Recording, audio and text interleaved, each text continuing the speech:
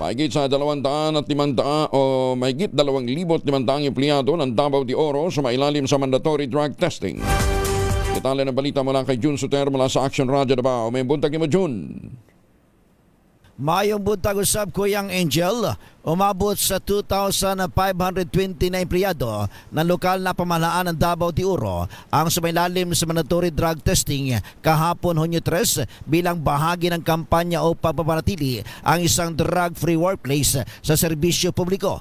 Isinagawa ang hakbang alinsunod sa memorandum ng Civil Service Commission na naglalayong tiyakin ang mas ligtas, epesyente at produktibong kapaligiran sa trabaho para sa mga kawani ng gobyerno. Ayon sa mga opisyal, bahagi nito ng pagpapatupad ng Republic Act 9165 o Comprehensive Dangerous Drugs Act of 2002 na nagtataguyod ng mas pinaigting na kampanya laban sa iligal na droga sa matanggapan ng pamahalaan. Pinangunahan ng mandatory drug testing ng Provincial Anti-Drug Abuse Council at Provincial Health Office, katuwang ang Philippine Drug Enforcement Agency at ang Philippine National Police. Umaasa ang lokal na pamahalaan na sa pamamagitan ng programang ito ay mapapalakas ang integridad, disiplina at kahusayan ng mga empleyado habang patuloy na isinusulong ang kampanya kontra iligal na droga sa sektor ng gobyerno. Ito si Jun Suter para sa DZRH.